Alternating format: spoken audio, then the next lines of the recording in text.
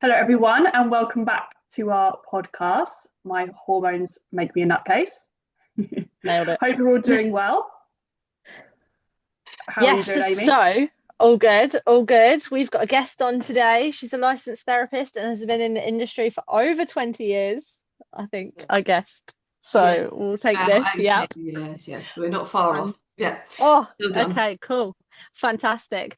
Um, and yeah, really helped people open up and get through some really difficult situations. And she's here today to talk to us about emotional eating, which I know a lot of my clients and me included have like really struggled with. So welcome, Louise. Hey, thank you for having me. And I love the name of the podcast, by the way, I have to say that. It's so true as well. Yeah, we thought Absolutely so. We thought right. so. Yeah, and I really good. think we Sorry, go on. sorry, I think we picked it up when we were all together. We were doing something, and then one of us said, "Oh, like something about my hormones making me a nutcase," and we were like, "Oh my God, podcast name." Perfect, perfect. Yeah, yeah, and it ties in well with emotional eating, doesn't it? Hormones, emotional eating, it's all kind of linked in. Mm, absolutely, yes. Yeah. So, what we're going to kick off with? Do Dun, dun, dun. Let's go you with want to tell us? oh, you go. I was just going to say, do you want to tell us like a little bit more about you and like what you do? Like, yeah, just briefly on who you are and what you do. Okay, so I'm Louise. I've been a therapist for about 18 years now. I work with a wide range of issues, things from emotional eating to trauma, particularly anxiety and phobias, that sort of thing. I've worked in various settings from the NHS to charities to now I work solely in my own business. Um, I have a new puppy, so I'm exhausted. And I've just moved house as well. So yes, add some hormones into that and I will be completely nuts. Um, yeah, anything else you want to know?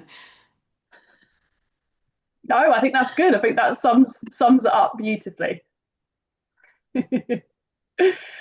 Cool. Should we kick it off then? So, Yep. Let's do it. what are some common emotional triggers that lead to overeating or cravings, would you say? So in terms of, I think I'm going to need to split those probably into two. Hmm. So cravings will tend to be more around stress response. So cortisol, particularly one of the stress hormones, will result in cravings for highly sugared and highly fatty foods because when our body thinks that we're under threat, what it wants to do is stock up on all of that stuff that's going to give us loads of energy. So if your cortisol levels are high, your stress levels are high, you're going to be craving those foods.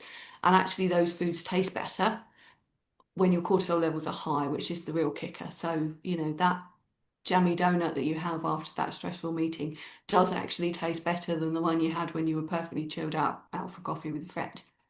So I would say cravings tend to be more, if it's an emotional component, it's going to be more around stress. Um, Emotional eating is a whole different ball game in the fact that that could be pretty much any emotion. Um, but the sort of really common ones are boredom, loneliness, not feeling loved. That's a big one. So often people will feel like there's a hole that they're trying to fill. And what we need to look at then is what is that emotional need that you have that you're trying to fill with food. Because if you're eating but you don't feel full or you never feel satisfied, it's not about the food, it's about the emotions. Does that make sense? Absolutely. Yeah, definitely, definitely. Yeah, that's super interesting. And I wanted to take one step back and just say, I think a lot of the times the reason why we've got you on is because like nutrition, fitness, mindset is so linked, and you just explained it like beautifully there with eating and your emotions are just just completely linked. Um, Yeah, because if you think about it, I mean, when we're a baby, we cry, we're upset, we get fed. When we're upset, someone quite often will deliver us a cup of tea and a piece of cake or something like mhm. that. Mm, There's a reason why comfort food is called comfort food because it does provide an emotional reassurance for us. And if you think about it in terms of, you know, depending on your upbringing, there might have been a big attachment between food and love. So, for example, if I don't know, meal times were, then the time that you felt you got the most attention and the most love, then that's going to link in your brain between food and love and attention and all those sorts of things. I mean, it's all going to be very individual to the person, but um, yeah, food and emotion is very, very linked, and it's quite often a coping strategy. Yeah. And I think it's quite a big one for people don't know that they're doing that, right? They're really not aware. Like, so I just started a nutrition program, and at the beginning we talk about mindless eating, stress eating, boredom eating, and all these things. By the end of it, people are like, oh, like the 8 weeks, they're like, I didn't realize how much I stress ate, or I ate because I was bored, or I actually just needed to go out in the fresh air, or I needed a hug. Like, and by the end of it, they're like, oh, I didn't realize how much I did it. So I think bringing the awareness to it, like you might have no idea you do it right now, but like the more you start focusing on it and becoming aware of it, you're then like, oh shit, I actually do this all the time. Oh, absolutely. Do you remember that time I said to you I stress ate a whole head of celery and you were like, what the hell? Yeah. But at least I was aware of it, right? Absolutely. It's really funny you mentioned that, right? Because this came into my brain yesterday of us having this conversation, you stress eating that. Because my client texted me going, she texted me saying, I've just stress eaten a mini cucumber. And then I instantly thought of Louise with this celery, thinking, well, at least it was a celery, or at least it was a cucumber and not a whole big bar of chocolate. Exactly. And it's the thing is we're all vulnerable to it. It's not that any of us are like above that. It's just being, like you said, aware of the fact that that's what I'm doing, really in touch with what I'm feeling and what need it is I'm fulfilling with that rather than eating. So, if I'm bored, do I need to go and do something else other than eating? I need to fulfill that need for stimulation, interaction, whatever it is.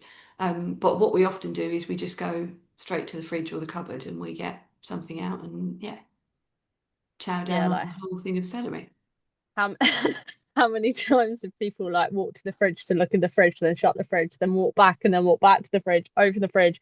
There's nothing else in that fridge, right? You don't actually want that food. Like you need to fulfill a need somewhere else. Yeah, yeah, yeah. And the key is becoming aware of that and then being able to action that rather than, yeah, just ending up, munching a whole bar of dairy milk or something. So So what like you would you said, just give? Oh, you carry on. Go, you go. no, I was just going to say, so like, would that then often stem from childhood and the way your parents have brought you up? Or could it be something that it's like school? Like, is it kind of like your environment that leads to like the emotional eating? If that question makes sense. Yes, I think there's two factors. I think there's environment and then there's just being a human being. Um, Okay. because human beings have emotions, and but I think the environmental factor is perhaps we weren't taught how to manage those emotions, or even kind of given sort of a blueprint of what, because so many people that I work with actually aren't even really aware of what they're feeling. Because we don't get taught that stuff. We get taught, algebra and all of that stuff that I don't know about you, I've never used in my life, but nobody ever taught me, No. what am I feeling? What is this emotion? Why do I get this sensation here? What are my needs? All of that stuff. Um, so I think I've gone off on a tangent. But yes, it can be, because if, for example, say your mother or your father was an emotional eater, you might have picked up on that. And, or they were particularly absent. Say, for example, the one comfort you did have was food. Then as an adult, you're probably going to rely on that if you start to feel lonely or unloved or something like that. Yeah, Yeah. that makes sense. It's interesting, isn't it? Because I was actually, it's not emotional eating, but I was listening to Jay Shetty in a podcast that he was talking about, and he was saying about gift giving and stuff. Like when he got with his missus, he was like always wanted gifts and things like that. And her family was very much like do stuff, go out and celebrate and things like that. So she wasn't materialistic, and it made him sound like he was.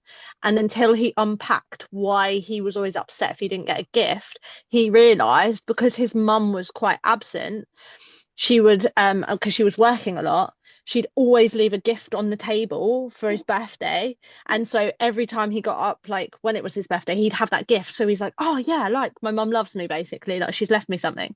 So then forevermore, every birthday, if he didn't get a gift, it would be like, like it was that emotional connection with that, with him, his mum giving him that, right?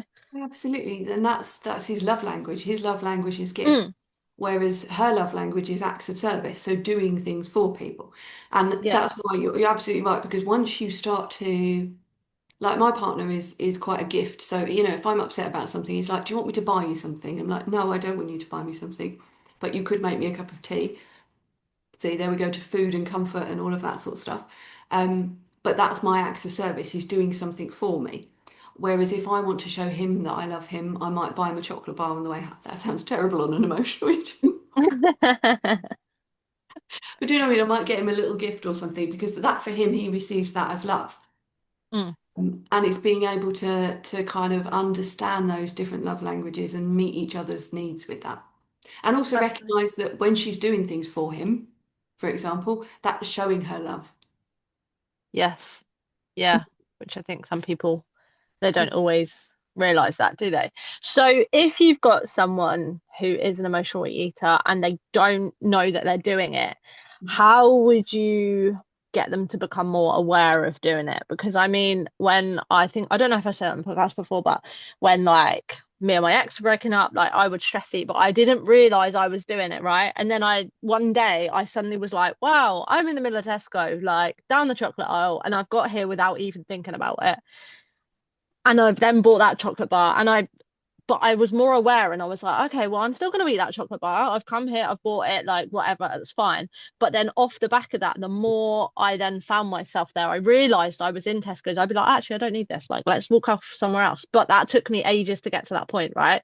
So how do you, like, I just remember the day it went, oh God, what am I doing here?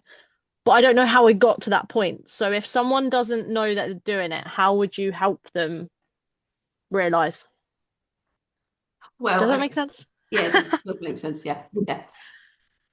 What I would say is if someone is overeating and they're not sure why they're overeating, then they would need to start to really become in touch with their body when they're getting an urge to eat something. Really notice what's going on for you in that moment, what's gone on previously and how that's made you feel, so that you can start to get a bit of a kind of barometer of what your emotions are doing compared to your eating habits, if that makes any sense. Mhm. Because if you're going through like for you, if you're going through a breakup or something like that, you're probably going to be quite emotionally dysregulated. There's quite a lot going on. If you've got a very stressful job and you come home and you find yourself scouring the back of the fridge, like Emma said, to find some chocolate or something like that, start to think about, okay, what is it emotionally I'm feeling? What do I actually need at that point? Because what did you need, Aimee, in that particular? What was the need that you were fulfilling with the? Hmm. I suppose I was probably more angry, Okay, I think. so were By you like, yeah, because we were like splitting the gym, we were splitting this, we were splitting that. So actually I was like annoyed at the whole situation. So I probably need to do something to like relieve my stress rather than eat my absolutely, stress. absolutely? Because sometimes, particularly women as well, if they're angry, they will eat to kind of push the anger down. Mm. It's kind of a suppression thing. So let's push it down, because women aren't supposed to be angry, are they? We're supposed to be nice and kind and all of that stuff. But actually, yeah, you're right. Go out and scream in the car, um, get the punch bag out and, do some rounds on that. Do something that gets that out of your system, because yeah, otherwise what we do is we push and push and push and suppress and yeah, chocolate becomes our best buddy. Mm. Think as well, like with a lot of my clients, like I had, no, I'm not going to say that just because it's a client that I have now, and I don't want to talk about her without her permission. But um, writing it down, like writing down, doing like a tracker with like having breakfast, lunch, dinner, snacks, etc. And then if you are overeating, like you were saying, tracking it, like what emotion, even if it's afterwards, think, oh, I wasn't actually really that hungry then, but I had that chocolate bar. Why did I have that chocolate bar? And write it down, bored, or it was mid-afternoon at work and I had nothing to do. Oh, maybe I was bored. That's why I had that. And just start to like link in and write down. And when you look back at your week, you might go, ah, okay, every afternoon at 3 p.m., there's not much to do at work and I'm eating chocolate bars and I'm bored. So that's why I'm doing that. And then that awareness starts to Yeah. happen. Yeah. And then you want to start getting ahead of it, particularly with boredom. So you don't want to get to the point where you're bored. You want to make sure, so it might be that you're going in and you're asking for something extra to do in the afternoons, or I don't know, you Mm, get a crossword puzzle to do, or anything that's going to preempt that. Do you know what I mean? Because you want to get in front of it and start to do that. Now, other emotions you can't necessarily get in front of because we don't necessarily know it's going to happen till it's happened, if you get what I mean. But then it's yeah. about looking at what is that need. Like for Aimee, that need was actually to go out and, beat the ground with a stick a bit and get all of that anger and frustration out. It might be that, I don't know, when you start to feel lonely, okay, do I need to go and phone someone, or do I need a hot water bottle and a blanket to make me feel a bit more secure and comfy? It's just kind of working out what your need is, and because for some people, everybody fulfilling that need is going to be different. So it's no Mm, good saying, oh, we'll do this if you feel this, because that might not work for you. A bit like the love languages, it's individual, but it's finding out what's going to work for you. Trial and error, try a few things, see Darling, what works. exactly, exactly. Yeah, yeah. I mean, for me, a Yeah. hot water bottle and a blankie is heaven. If I'm feeling a little bit like I need a bit of love and there's not anyone there to give it to me, then yeah, that works really well for me. But it won't necessarily work for other people. Mm. And for me, like I sometimes I get thoughts of I really want some chocolate, and then I'll be like, oh, what have I? I'm at home on my own a lot, so probably feeling a little bit lonely, a little bit bored. So that's why I then started working in the office, and I've found that if I Yeah, do that and I'm around people, I'm not bored because there's conversations to listen to. I can get involved in conversations. I'm more motivated because there's not distractions at home, and it gets to like maybe choose like now and I'm starting to feel like, oh, I need a little bit of more human interaction, even yeah, though we're here, it's virtual, it's not the same. So I know, right, tomorrow I need to go and take myself out of this environment. But yeah, because I do notice that, oh, go and get some chocolate, that will help me feel better, but I know actually that's it's that loneliness and boredom that's coming in. So exactly. and that helps me. So yeah. Yeah, absolutely. It's just finding your toolkit, isn't it, really? Mm, Yeah, yes, for sure. that's sorry, I was just thinking about what you were saying for a minute there, thinking, yeah, yeah, a toolkit is good to have, isn't it? Because, like you say, not everything works for everyone. No, it's very individual, much like, it's no good me telling you why you overeat, say, for example, or anyone else, because we all going to have different triggers and different um, stories from our family of origin and our upbringing. So it's working out what it is for that person. Absolutely. And Yeah. knowing that, like, when you first start, like, you're not gonna like nail it straight away, right? You can become aware and things, but you're always gonna have times where you do go for that chocolate. Absolutely. And that's okay. Because the thing also, what we don't want to do is shame ourselves. Because if we Mm. shame ourselves about it, that just makes the cycle so much worse. Because you guys know this from your work, but there's so much shame attached to, overeating that just perpetuates the cycle because we then end up overeating because we feel ashamed of ourselves. And it's just a really, it's just kind of, okay, I did that. I know why I did that. Move on to the next day, the next week, etc. Don't, it's no good kind of beating ourselves up because it is what it is. We're human. Yeah. And yeah, I think people forget that they are human, and there will be times that things will push you over the edge and you will reach for that chocolate bar instead of like going out for a couple of breaths or whatever. But like I had client the other day, and she messages me and she's like, oh, every time she messages me with like things of her food, she's always like, I know this is bad, I know this is bad, I know this is bad, like constantly telling me like, oh yeah, I'm having this but I know it's bad. And I'm like, hang on, like, do you think I'm going to tell you off? She's like, no, I know you're not going to tell me off, but I know it's not good for me, blah blah blah. So in the end, what I've told her to do is, because around chocolate she's like, she's tired, she's got kids, so there's a lot of emotions right going on. And I was like, it's going to be like this until your kids get a little bit older. Like, we've got to ride the train. This part of your life, you're going to be tired. So don't expect to be perfect, whatever perfect is. I was doing little finger No, things like, you know. absolutely. Right. So I said, we need to reverse this, because you think that you can't have chocolate. So now you're binging on chocolate because you can't have it. So then when you do have it, you're like, oh, I'm never going to eat chocolate again. Right.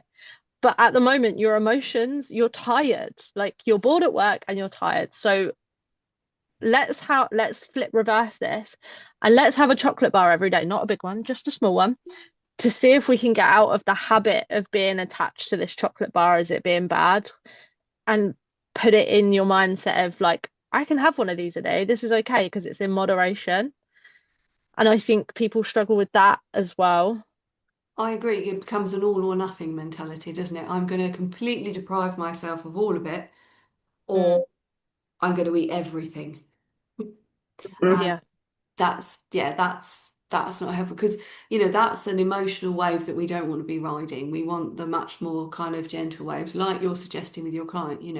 Just allow yourself to have that bit, because once it becomes unshameful, you're probably less likely to binge Mm, once you accept that. And also, I mean, bless her, she's working, she's got kids, she's probably stressed, she's probably really tired, so her body's craving sort of sugary, fatty stuff for energy, and because her cortisol levels are probably quite high. You know, mm. it is letting yourself off the hook and recognizing you are only human, and Like you say, this bit of your life is going to be like this, and in the next couple of years it will get better. When your kids get a bit older, like they're only little, like it will get better and you'll learn to deal with it. But also when people have got jobs that like me, if I get tired and I don't have clients, I can go for a nap. Like, I'm at home, that's not a problem. So I can get over the tiredness element of it because I have that available to me. But if I worked in an office and you work 8 till 4, 9 to 5, whatever, and you've got kids and you're tired, you can't just suddenly go in the middle of the day. If you're bored with your work, you can't suddenly go, do you know what? I'm just gonna go take a nap. exactly. So like, how do you get through that? Like, because like you say, I know you said before, prepare yourself for when you're bored at that time to have things through, but you will sometimes also have work that is boring. Absolutely, absolutely. And you might be stressed and you're tired because the baby was up in the night. Sometimes you're just gonna end up eating that chocolate bar, and yeah, don't beat yourself up about it. Just enjoy it, because actually, what we also do is we eat that kind of mindless eating. So we sort of stuff it in rather than savoring it. If we actually enjoy it, we tend to eat less than if we just stuff it in mindlessly. And what we also tend to stuff it in mindlessly when we are, um, yeah, when we're particularly shameful about it, because we're kind of like, get it down quick. I don't think there's a person alive that hasn't stuffed a quick, cheeky bounty on the way home or something and then hidden the wrapper. Mm. Do you know what I mean? Yeah. We do that Almost when we're, like a secret eating kind of thing. Like, I yeah, need to get rid of this. No one's seen me do it. yeah. And that's attached to shame. Whereas if we actually just sit and enjoy that particular, enjoy the bounty rather than stuffing it down our necks, in case someone sees us, then we're less likely to then stuff something else down our necks. Mm.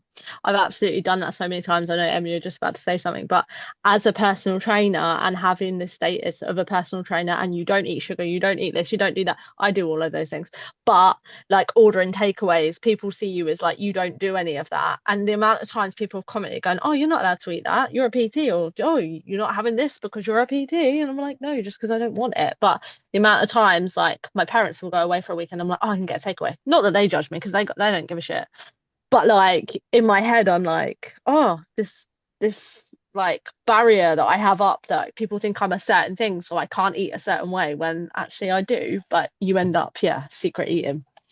Yeah, of course. Yeah, because it's that expectation people have of you, isn't it? That you are, you Mm. only eat clear, very clean. But actually, it's all about balance, like with anything, isn't it? If you Mm. did that every day, then that would become a problem. But if you have balance, then it's not a biggie, is it? No, It shouldn't be. absolutely. Shouldn't be. Mm. Absolutely. So with the shame side of things, because that's definitely so many people that I work with are like, Mm. oh, I had this, I feel guilty, I feel shameful, and oh, I failed if I do that, like I might as well just start again next Monday, or it's just always that cycle. So what would you say like someone could do, or is there like a tip to help with reducing that shame and that guilt? I know that's probably quite complex, like person to person, but is there anything that you can suggest with that? I mean, there is an element of not holding on to it. So kind of, the Frozen song, just letting that go, let that shit go. But I think there's also the interesting point you raised there is I'm in to start again next Monday. Why next Monday? Mm, Why are we waiting till next Monday? Okay, we fell off the wagon or whatever, we're going to do that. Why are we then starting again on Monday? Why don't we just go, do you know what? I did that. This is why I did that. That's okay. And we just start again. We don't have to go down that, oh, I'll have to start again at this point because we're then making it more of a thing than it needs to be. And then that increases the shame. Do you get what I mean? Because it's that I've got to be perfect. mhm. It's kind of like I've ruined it now, so I've got to suffer in this shame until Monday when I then deprive myself for the next thingies before I fall off the wagon again because I've deprived myself too much and I'm trying to be perfect. We've got to accept that we're human beings, we're not perfect. We never have been, we never will be. And we're gonna sometimes eat more than we should, eat something that we think we shouldn't have eaten. Yeah. Eh, eh, And that's what I work with my clients all the time. I'm like, you don't need to, if you're working with me for however many weeks, you don't need to stop going out for dinners. You don't need to not have birthday cake on your birthday, or because what kind of life is that? Like, and that's what normal diets are about. It's like, yeah, cut all of that stuff out. But then what happens when you finish that diet? Well, you then just go back to eating all that stuff again. You put, the weight back on if your goal is weight loss. It's about finding a way that's eating not perfectly, but still balanced at the same time. So, on your birthday, you can go out and have that slice of cake or whatever it is, but just and saying, enjoy yeah, it. yeah, enjoy it. And it's fine to do that. And then just continue with your usual balanced way of eating the next day, that kind of thing. Yeah, absolutely. And people will often say things to me like, yeah, oh, well, that's it. I ate one, so I thought I might as well eat the whole pack because I'd ruined it. Well, Mm-hmm. we don't have to do that. We can just eat the one, enjoy the one, and then move on. And I know I've done it before. I buy something and it's a pack of something, and I think to myself, well, if I eat them all in one go, then they're done. And it's a Yeah. funny Oh my way of gosh. thinking because Yeah. there's the same amount of calories if I eat them all in one day or if I space them out over 4 days. But there's some Mm. kind of thing in your head where it's like, if I get rid of them, Yeah. Yeah, I do that. I don't do it as much anymore, but I used to do that all the time. Like if I eat this now, I can get rid of them and then I can start again tomorrow and it will all be fine. But like you say, it's getting into that mentality of actually I could eat them all now and get rid of them, and like when it's something like a cookie or I'm potentially going to have a bad stomach because I've just hammered like four of them, like say the big cookies. Or I could enjoy this and have one each day, Monday to Thursday, and actually exactly. really, yeah, love eating that. Like you say, it's still the same amount of calories. It's then just split over 4 days, and you've got something to look forward to. Yeah, yeah. And it's taking that shame out of enjoying food. Sit down and really enjoy that. Eat it mindfully, notice the textures, the tastes, how, the flavor, whether it's hot, cold, all of that stuff. But really savor that because otherwise, what's the point? Like, Mm, it should be a pleasure. If we're going to eat something, we might as well enjoy it. Yeah. Definitely. Food is so much more than fuel, isn't it? Like it's Yeah. meant to be enjoyed. Yeah. And I think a bit going on from what you said, Emma, in terms of, hang on, what am I trying to say here? My mind's gone off on one. That emotional eating, if we deprive ourselves when the need is an emotional one, think about what that's doing to us subconsciously. Do you get what I mean? We're then depriving ourselves. If we so say for example, I emotionally when I don't feel loved. Okay. So then I go on a diet and I deprive myself of all the things that make me feel loved. And I don't then address the fact that I don't feel loved. Do you get what I mean from an emotional level? The Mm. impact of that is huge.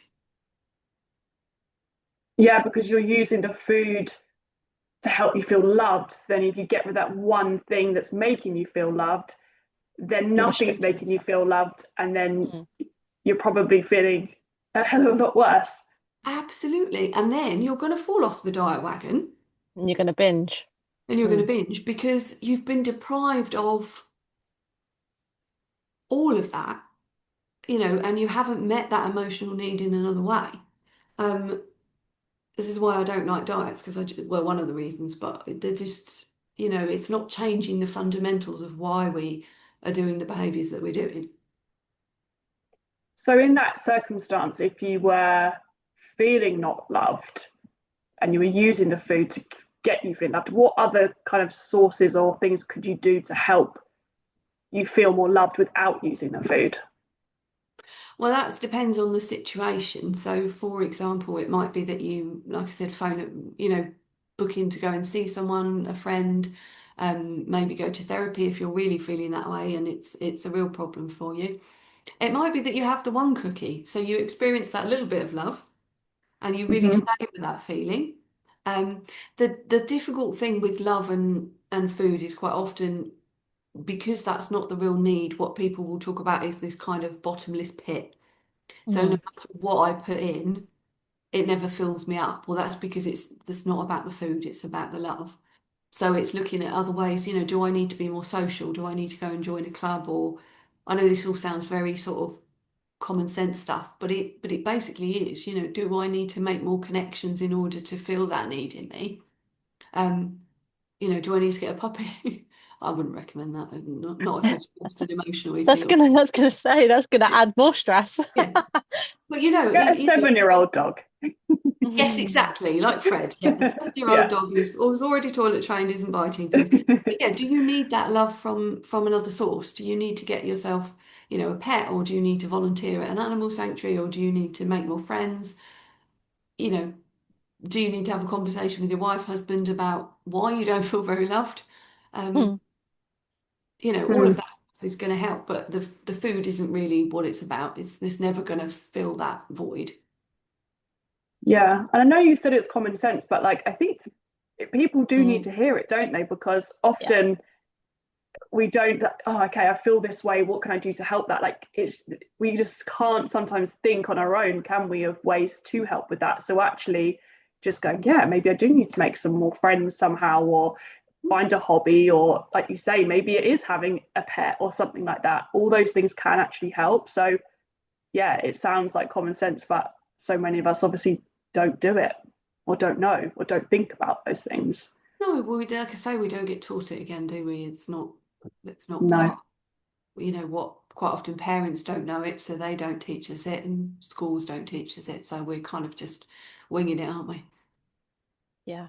Yeah, and I have so many people that are like, oh, once I open something, I can't stop. Like, and absolutely, like you say, that's probably because you're trying to fill an emotional need that they didn't realize. And a lot of the time, that is at 7 p.m. sitting on the sofa, opened up a bag of crisps, bag of cookies, whatever it might be, bar of chocolate, and you're watching TV, and you're probably really bored about what you're watching, or you should like maybe get up and move yourself to a different room because that feeling might go. But yeah, a lot of the time I get a lot of boredom eating at that time from people.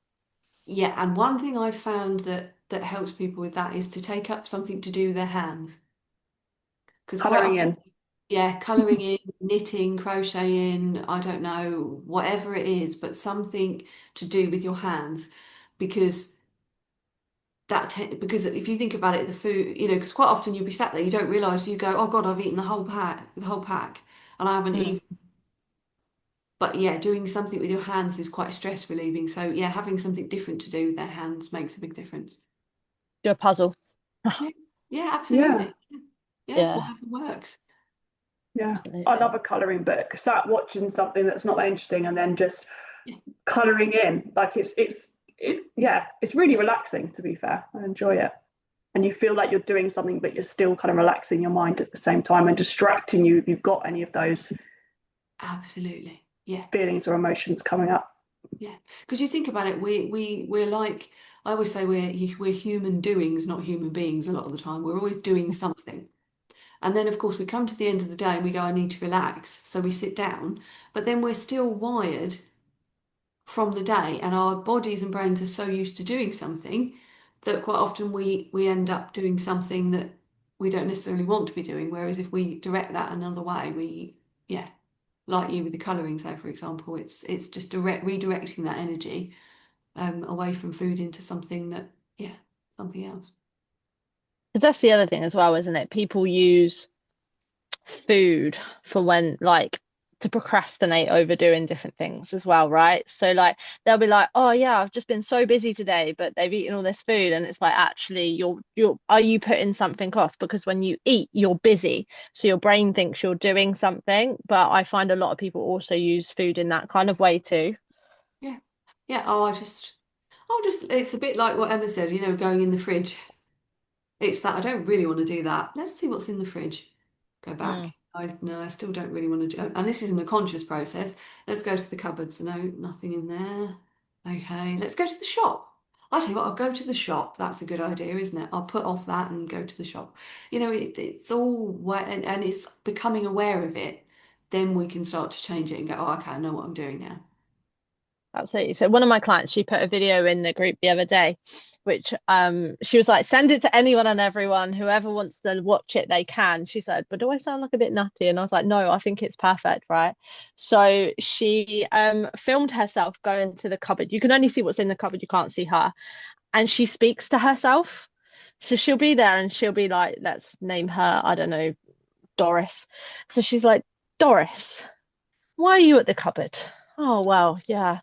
Well, I'm having a pretty tough day at the moment, but I think I'm hungry. But Doris, are you hungry? And she comments and she commentates, and she's like, in the end of the video, she's like, actually, I don't think I need that. I think I need to go outside because actually I've been sat inside for ages, been at my computer, and I don't need food because in a couple of hours that food's not going to make me feel good. So she knows, then she talks to herself and then she takes herself outside. So I think like even like a distancing technique because she's using her name to distance herself from the emotion. Yes, absolutely. Because you can always sort of name that voice that, when I was going to say tells you to do things, you know what I mean? Yeah, That inner voice. that inner voice that is the critic, or the one that says, oh, you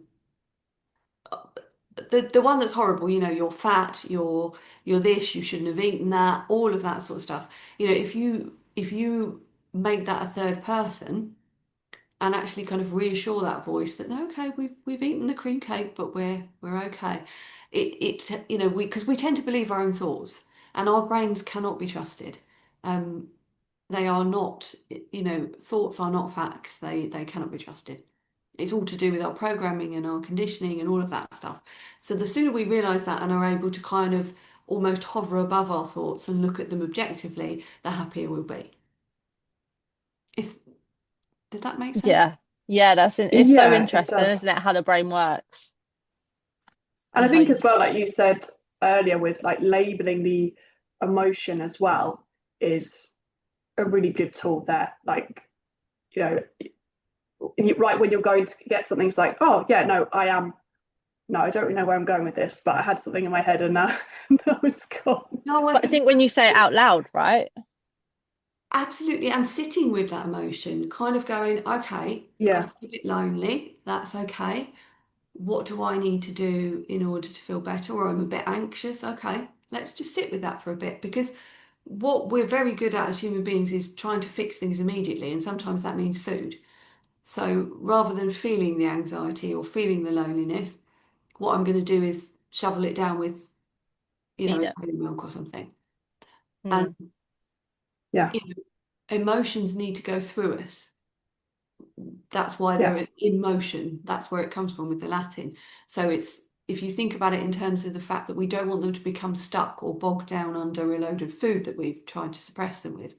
So actually by sitting with them and working them through, a bit like you, Aimee, going out and, getting that frustration out, that's all part of keeping them moving through our body and, working their way out, rather than trying to, suppress them or mask them with food or other things.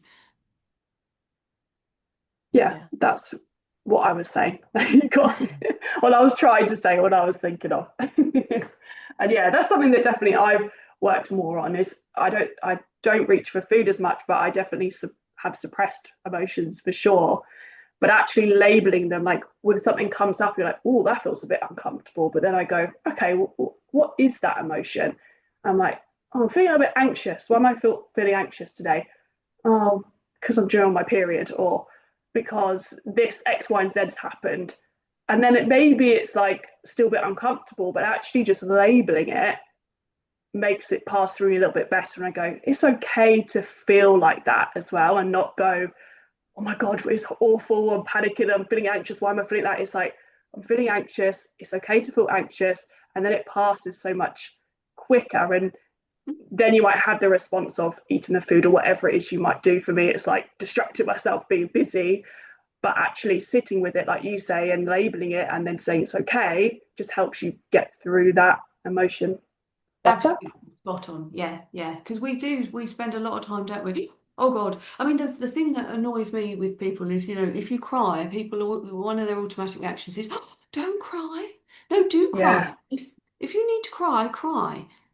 Because there's a reason why you need to cry, and it needs to come out, and stress hormones are released in tears, so that's another good reason to get that out. But we're always trying to stop people. Don't get angry, don't cry, don't be scared. Well, no, it's okay to be scared. We've just got to work through those feelings rather than trying to pretend that they're not there, or distract ourselves, eat, be busy. In your case, it's Yeah, the yeah, more you put off the emotion, the worse it gets as well, isn't it? Rather than acknowledging it. And I have quite a few girls, like when they're on their periods, they're obviously like they start craving chocolate, they're tired, they feel a certain way against someone, or think people hate them, or they're not good enough, and all of this. And actually the biggest breakthrough I ever get with people is the fact that I'm like, right, you are on your period, your hormones are like going nuts, it's fine, you're dropping an estrogen and all that stuff, you are going to potentially feel like this.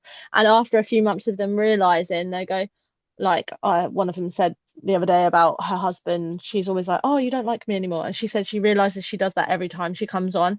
And now she's aware of it. She's like, it's just my period. It's just my hormones. It's okay. And now she's okay with it, because she's like, no, he doesn't not like me. Like, it's fine. It's just my emotions. And then she'll be like, I know I eat a bit more chocolate on this week, but she's like, but I'm aware I'm doing it. And I'm like, that's fine. As long as you know you're doing it, that's great. Like, and you work for it that way. But yeah, I find the biggest breakthrough with people is when they suddenly go, oh yeah, that's what I'm doing and why I'm doing it. absolutely, because it takes the power out of it, doesn't it? Suddenly, it's not that your husband doesn't like you; it's that I think of this every time I'm on my period. There's a Mm. pattern. The rest of the time, he does like me. So, and then you can rationalize it a bit more rather than being caught up in that emotion and hormonal hell that is your period. Hormonal health. Oh my God, absolutely.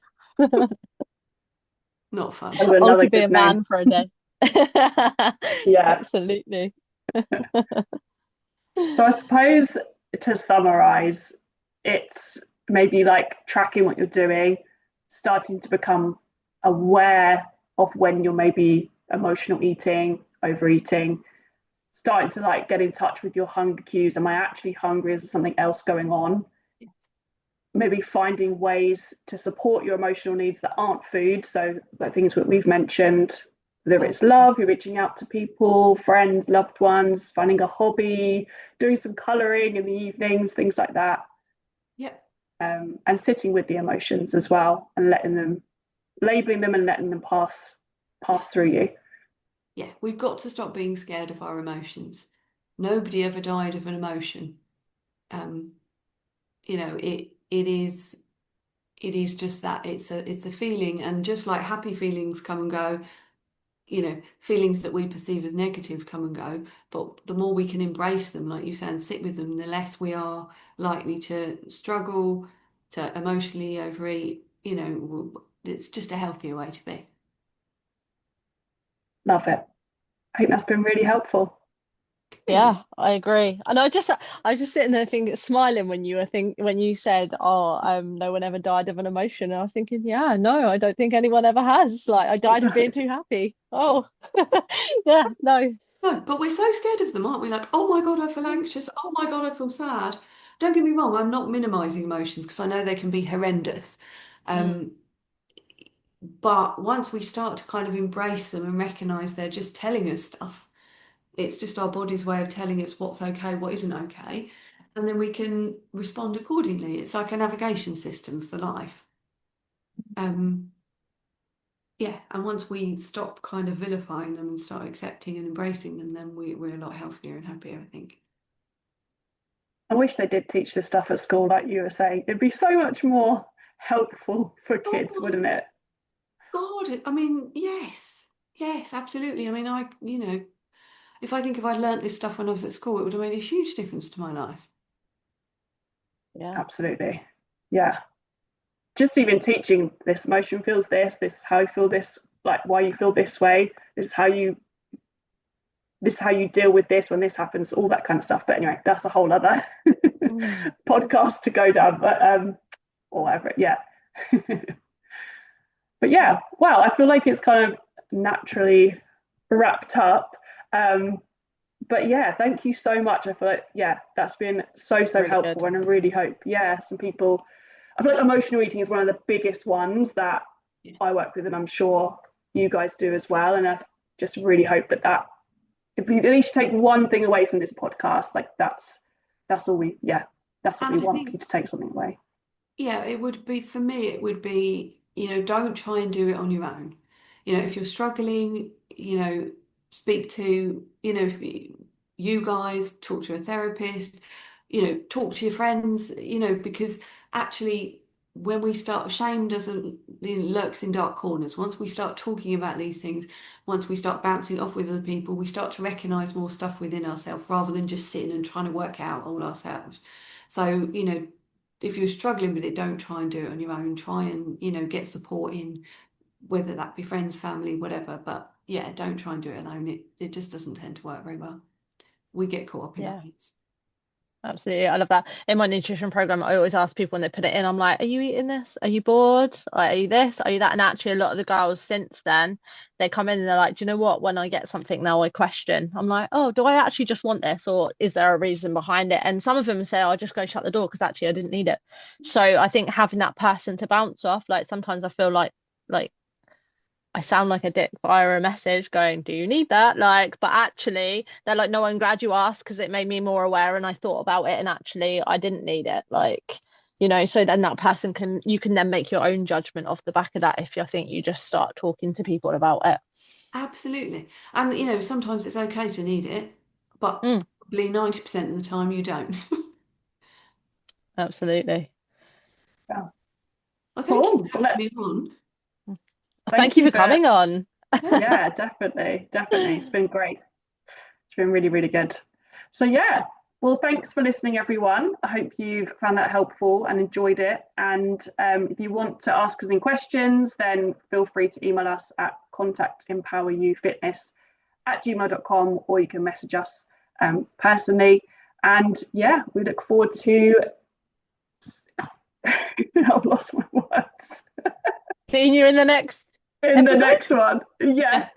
Yeah, boom. Thanks, guys. Bye. Bye. See ya.